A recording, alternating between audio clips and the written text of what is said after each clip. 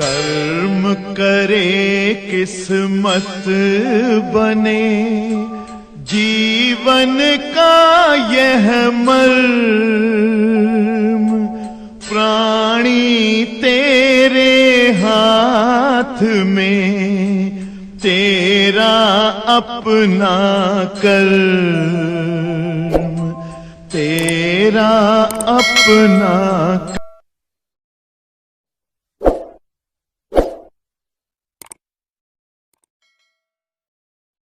Dear students, question number 8 7 तक हो गया है, पांचवा या छठवा जो भी हो। चलिए क्वेश्चन नंबर 5 हम पढ़ रहे हैं बेटा, एक एक स्टेप खत्म हो जाएगा आज। A moving coil, all of you listen में।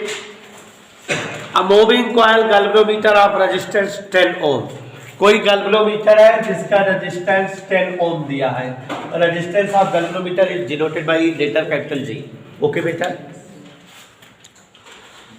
प्रोड्यूसेस फुल स्केल डिफ्लेक्शन, प्रदर्शित करता है पूरा स्केल डिफ्लेक्शन, माने जहां से लेकर जहां तक रहता है वहां तक डिफ्लेक्ट हो सकता है। वो सिंबल जहां से लेकर जहां तक बने हो वहां तक डिफ्लेक्शन दिखाता है।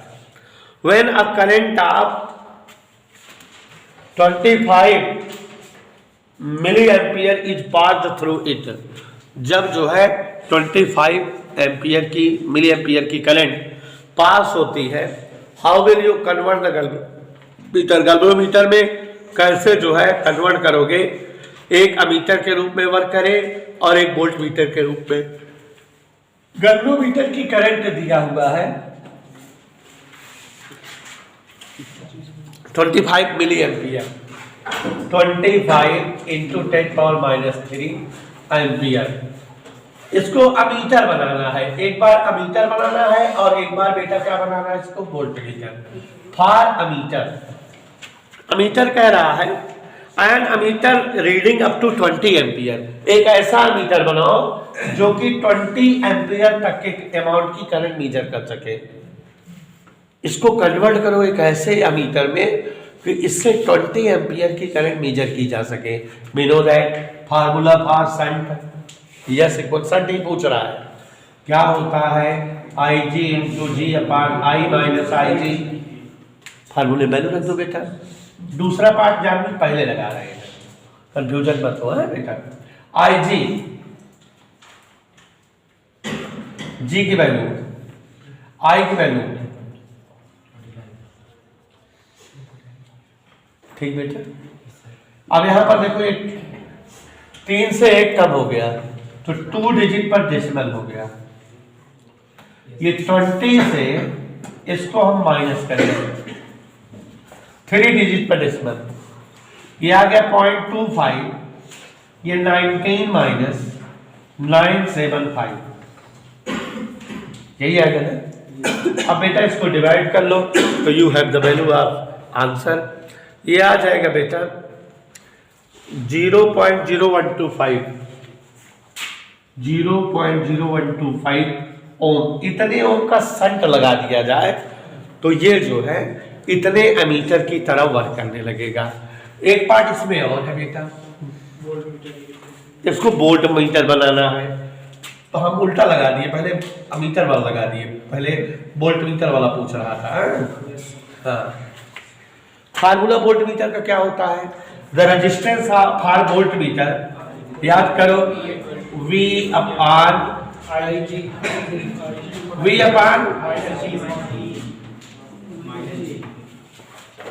यही होता है V। देखो कितना वोल्ट मीटर करेंगे, करा 120 वोल्ट, 120। IG कितना है बेटा, जी कितना है बेटा, ये ऊपर जाएगा 12,000 हो जाएगा ये। एनी डाउट बेटा?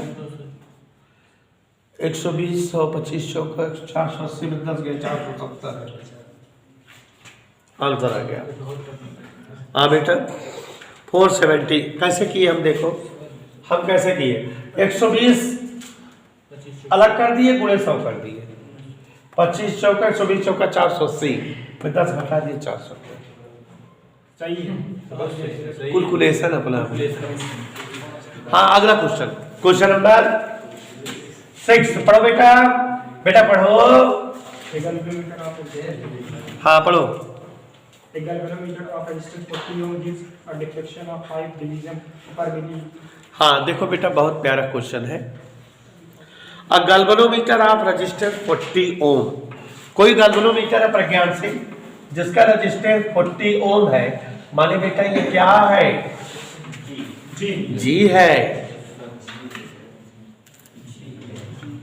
A galvanometer of resistance 40 ohm gives a deflection of 50 division per milli ampere, 5 division per milli ampere, माने 5 डिवीजन पे 1 मिली एम्पियर करंट होता है। नहीं समझे? जैसे उस पर 100 चिन्ह बने हो तो 5 चिन्ह अगर डिफ्लेक्शन हो इसका मतलब करंट 1 मिली एम्पियर है। यही कह रहा है 5 division per milli ampere, 5 division पर 1 मिली एम्पियर बनती है करंट।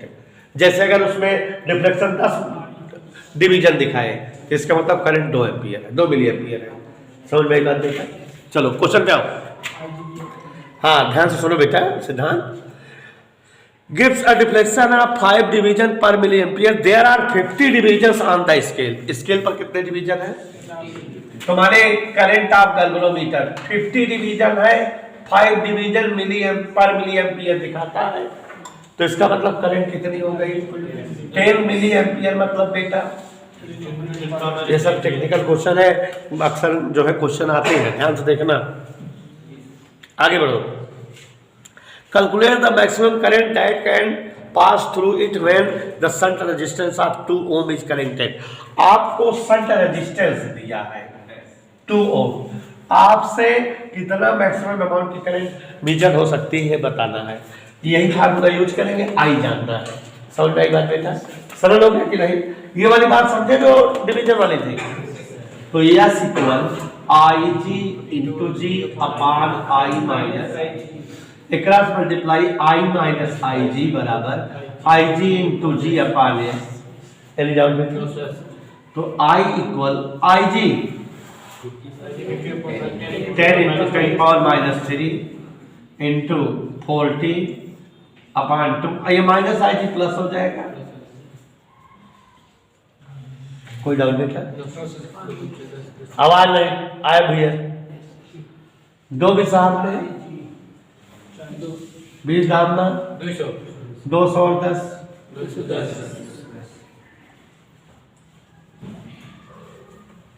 समझ में आया बेटा? Is that clear? Yes sir. Easy हो गया कि नहीं? आगे बोलो, अगला पढ़ो बेटा। Resistivity of a moving coil galvanometer increase by 20%. Then the resistance.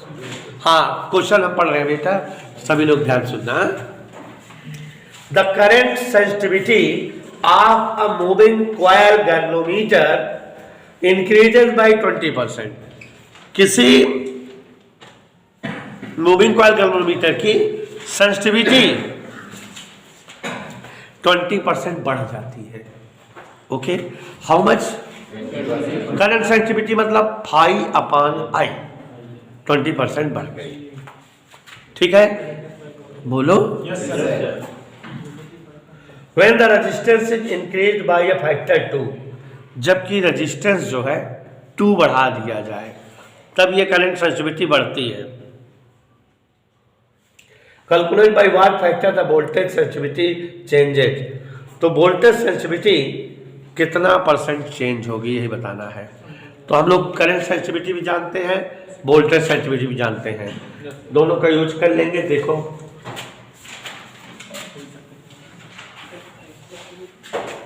इसमें दिखेगा नहीं, नोट कर लो मित्र भैया।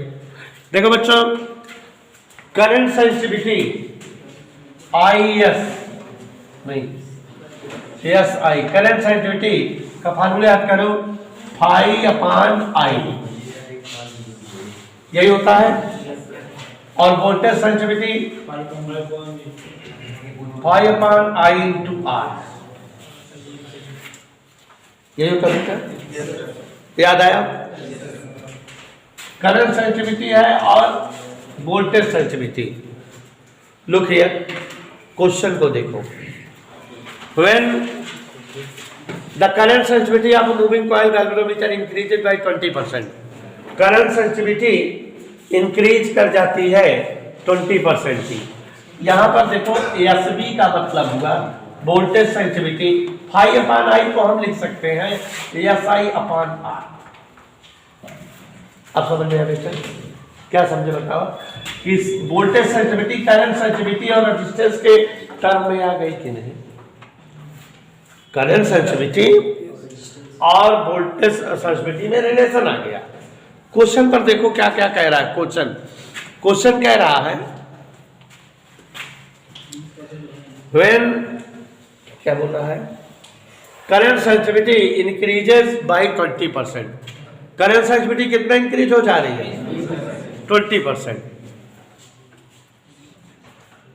Bye a factor 2। रेजिस्टेंस कितना इंक्रीज हो रहा है बेटा? By factor 2। By factor 2 means 2 times हो जा रहा है। आर के बजाय क्या हो जा रहा है बेटा? 2r। इधर क्लियर? तो look here now, SI equal 120 SI अपान 100। ये कहां से पाए? 20% इंक्रीजमेंट है। कितना इंक्रीज है? 20%। And R become 2R। Okay, so SB SI की जगह 120 अपान 100 SI अपान 2R। ठीक बेटा, इसको डिवाइड कर दो, क्या हो गया? 60/100 SI/R। यही तो it can be written as 60/100 SB। It means 40% decreasing. नहीं समझे बेटा? 100 से जितना ज्यादा आए उतना इंक्रीजमेंट है, 100 जितना कम हो उतना डिक्रीजमेंट है। तो यहाँ when current sensitivity increases means current sensitivity become 120/100, 20% increase की है। और voltage resistance increases by factor 2, माने 2 टाइम्स हो गया, 2 का फैक्टर बन गया। वो R था तो 2R हो गया।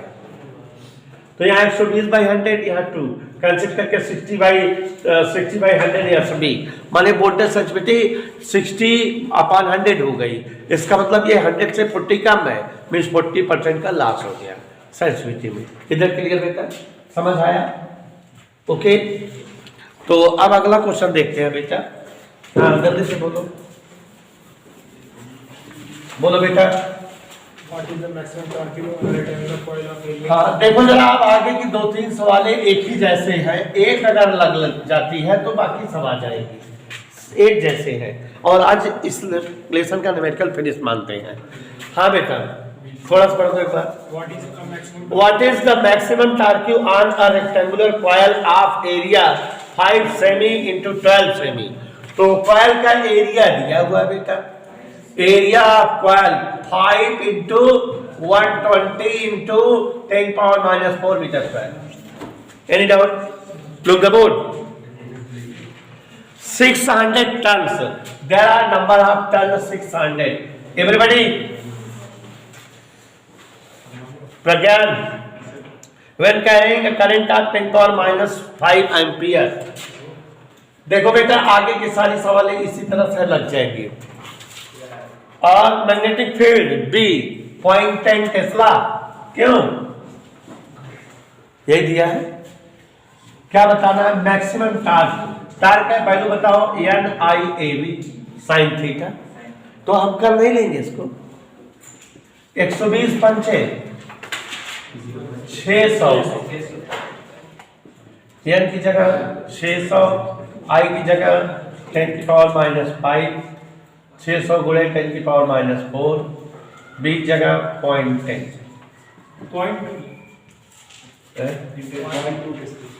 कितना है बेटा? 0.2 टेस्ला। इधर उधर बोल दिए, अरे हो गया इधर। ओके, अब यहां पर देखो जरा सभी लोग, 6 छंग 2 2 4 0 ये कम हो गया, 36 दूनी 72। समझ आया बेटा? और बाकी जो भी क्वेश्चन बोले हैं स्वतः आप लगा सकते हैं। कैसे, एक और बोलो दिखाएं। हाँ देखो हम पढ़ रहे हैं, a coil of area 5 centimeter square, everybody area 5 centimeter square endowed having 100 ton placed in a uniform magnetic field of 1.5 Tesla, turn दिया है 100, मैग्नेटिक फील्ड दिया 1.5 टेस्ला। दिख रहा सबको? When a current 0.2 ampere passes,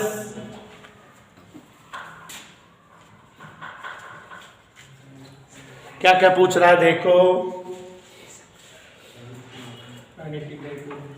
find the magnetic dipole movement, M बताना है और maximum maximum. जहां भी बेटा आपके कल के क्वेश्चन का आंसर देखो, अगर हम यहाँ एम का फार्मूला एन आई ए ना दिखाए तो एम की वैल्यू नहीं आ सकती है ना, क्वेश्चन के हिसाब से। तो अब इसी फार्मूले से तो एम की डेफिनेशन लिखाए थे, product of I N A J M. Okay, N 100 समझ में आए मेरी बात?